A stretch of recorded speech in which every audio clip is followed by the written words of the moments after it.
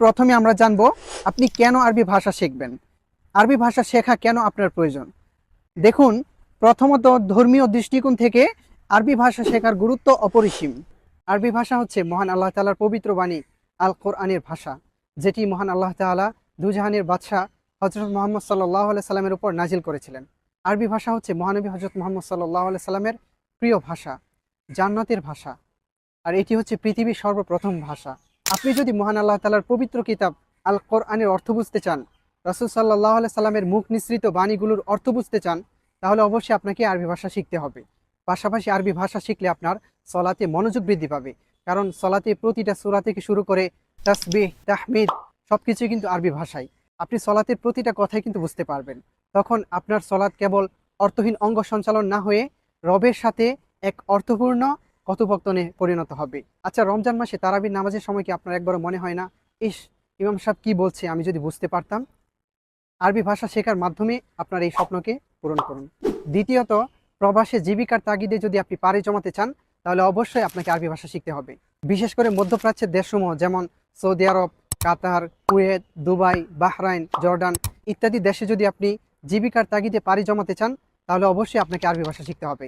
কারণ আপনি যখন প্রবাসে ওইসব দেশে যাবেন, আপনি যদি আরবি ভাষা শিখতে না পারেন বা আপনি যদি আরবি ভাষা না জানেন, তাহলে কিন্তু সেখানে গিয়ে মানুষের সাথে কনভারসেশন করতে পারবেন না। তো আপনার অনেক সমস্যার সম্মুখীন হতে হবে।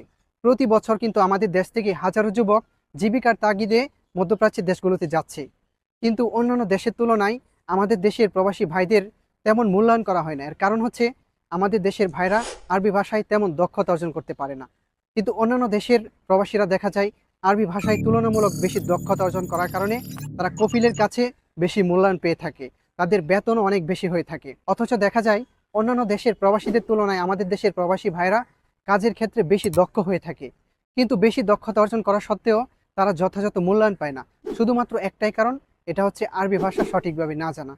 এই জন্য আপনি যদি প্রবাসে একটি সুন্দর লাইফ লিড করতে চান, তাহলে অবশ্যই আপনাকে আরবি ভাষা শিখতে হবে।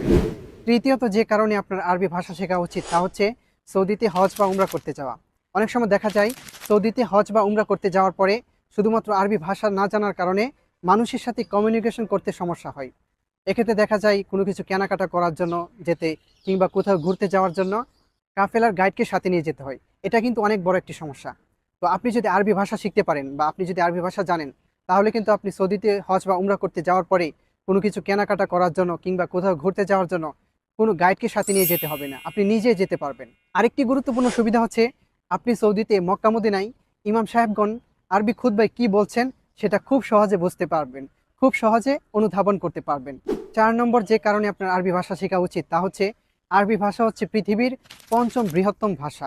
এটি প্রায় 24টিরও বেশি দেশের রাষ্ট্রীয় ভাষা এবং 350 মিলিয়নেরও বেশি মানুষের মাতৃভাষা।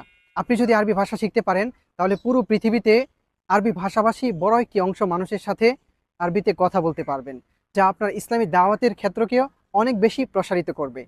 5 নম্বর যে কারণে আপনার আরবি ভাষা শেখা উচিত, তা হচ্ছে আরবি ভাষা শেখার মূল উদ্দেশ্য হচ্ছে ইসলামী শাস্ত্রের কিতাবাদি বুঝতে পারার যোগ্যতা অর্জন করা।